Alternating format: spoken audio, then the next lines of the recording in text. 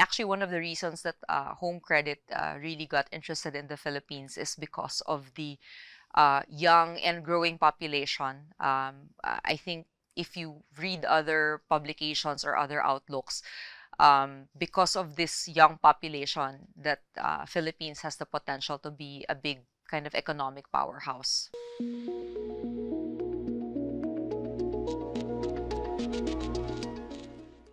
Back in the day, this was a new thing to use big data to be able to use do scoring for people.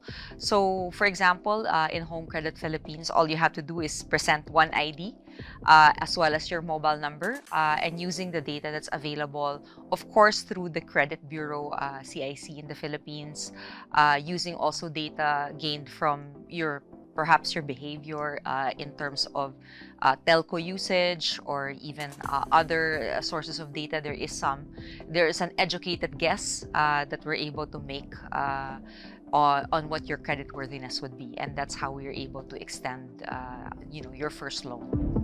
Actually, when you look at formal banking, I mean, if you take a look at that, right, only 56% of the Filipinos have some sort of bank account.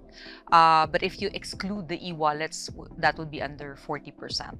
So and this is a total of the total adult population. So it's definitely less than 50 million people would have an account. And if you have a banking account, then you are a candidate for being extended a loan.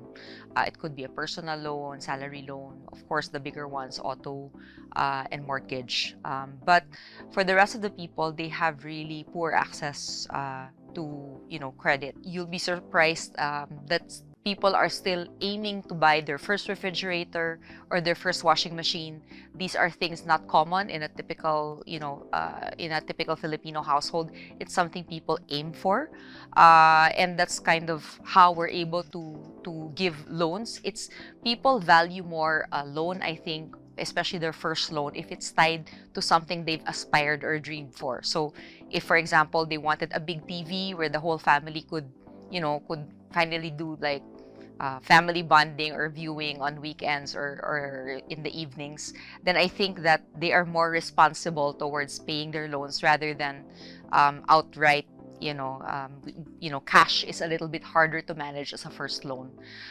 So once we're able to build your credit history, meaning you're paying on time on these kinds of dream items that you have, then eventually, once you have learned responsible borrowing behavior, then of course you're able to go on to bigger loans, like we're able to offer bigger cash loans, for example, for people who have actually paid their installments on time for the first item that they got from us. Interestingly enough, when I joined Home Credit like 3 years ago, the set of competitors that I saw back then was so different from what we have now. So I think the great thing about Home Credit is its ability to be a sustainable business, because we're able to probably predict and manage the people's paying behavior, which is something that the other companies have a hard time doing. One of the big advantages we have is really our distribution.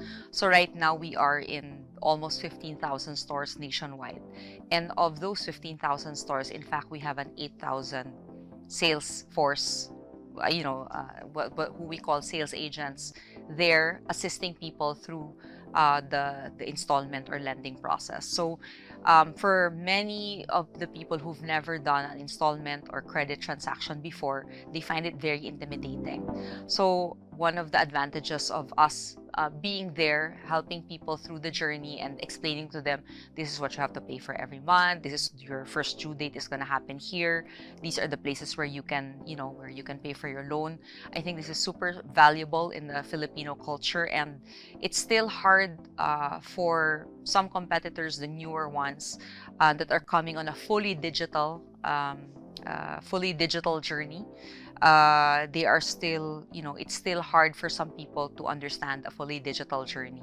Maybe eventually that will happen, but for now, it helps us that we are still assisting people to their first or their initial borrowing transactions. The other things, I guess, that help us be agile is really, we actually have one of the Philippines' largest collections infrastructure, meaning we have a lot of risk and collections infrastructure, a lot of people and a lot of technology behind, like what I mentioned before, our prediction scores, our way of collecting from people, reminding people also how about their obligations, and all the way down to collecting, if possible, in person. We also do that as well. So lots of ways for people to be able to pay back the loan, and it's something that companies also don't really invest that much in because they're not built for that. They're really more built for kind of an ecosystem type, in and out, in and out. And since we are really focused on credit as a business, then we are kind of skewed and built that way. We'll actually be reaching our 10 millionth customer served this month in August.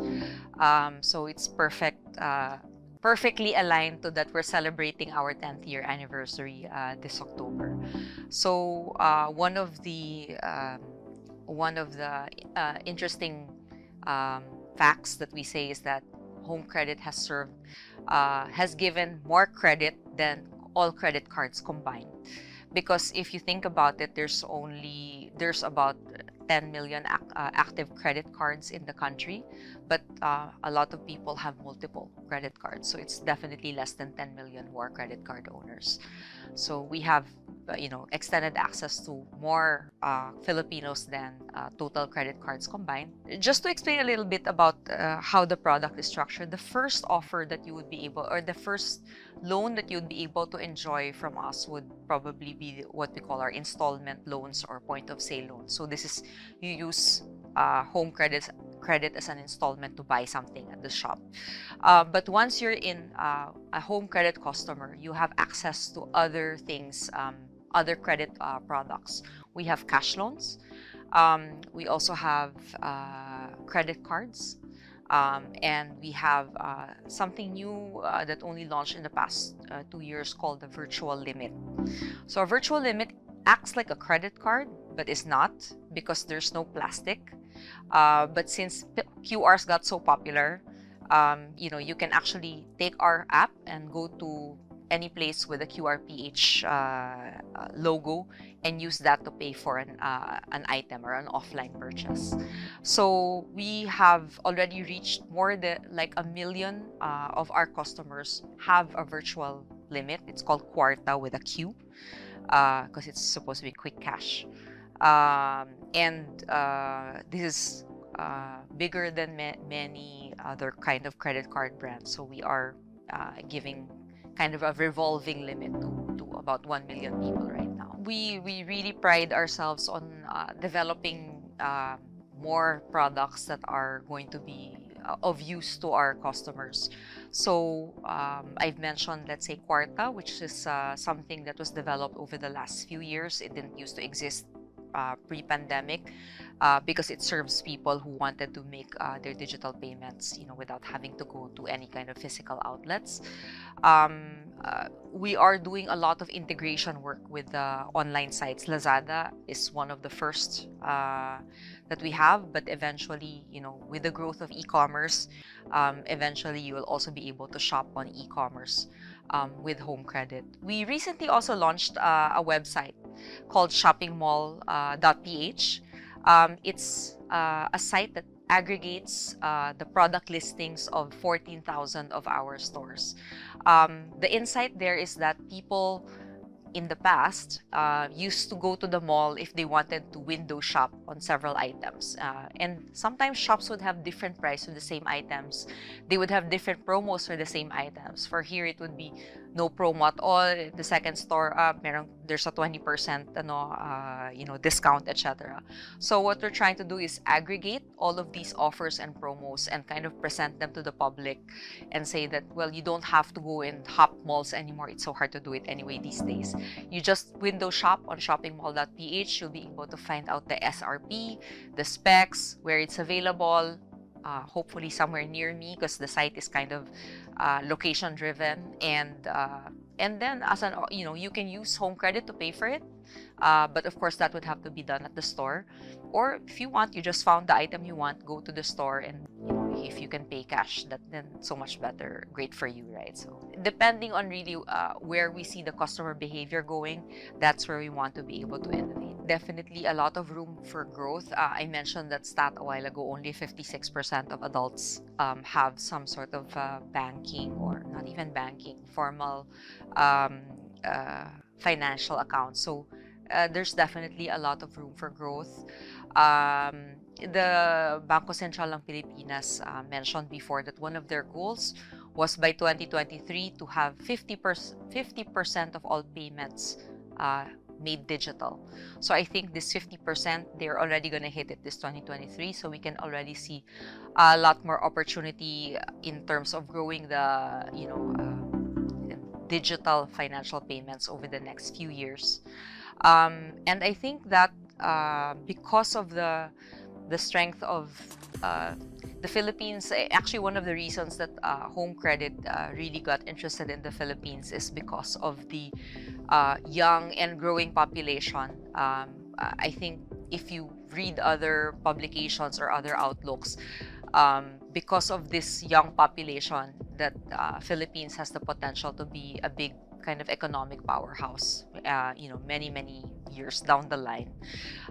So if you can imagine, like every year there's like 1 million new graduates that join the workforce, and these are the people that will have the opportunity to grow in and get financial services, whether it's kind of deposit transactions or digital payments or even credit. So it's still lots of uphill growth for us. One of the things also is that when Home Credit started, the products being offered on installment were mostly around electronics, mobile phone, tablet, laptops. But over the past few years, we've seen where the market behavior went. So now you can buy Cebu Pacific tickets on installment at Home Credit. You can also go to some optical shops. You can, in fact, you can book wedding venues and birthday parties and put Home Credit on installment. One thing that was really took off for us was our sporting goods and e-bikes and bikes category that didn't used to exist before the pandemic, but obviously now everyone likes to bike and be healthy, so bikes is something also that really took off for us. So also continuing to innovate even on the first level of products being offered, wherever people need help in terms of financing an item that they can't really afford cash out for, that's where we'll be. Last year, in fact, we rebranded all our financial literacy efforts under what we call Wais sa Home. So being wise at home. So we know that many of our customers are new to the financial services or the credit space. So we want to be able to educate them. So it's under the Wais sa Home umbrella. We have a lot of online content. We have videos, we have articles, tutorials, etc. And more than that, we have actually visited schools, barangays, and taken this message. And one of the big initiatives that we have this year is to be able to enable our own employees to be able to be financial literacy advocates themselves, and to choose a community that they would like to adopt and kind of bring up financial literacy efforts in. Financial literacy, or being able to handle day-to-day financial spending or budget, is something that we wish we learned when we were in school, but it hasn't been part of the curriculum so far. So I think a company like Home Credit really has a responsibility and an advocacy to be able to bring up financial literacy in the country.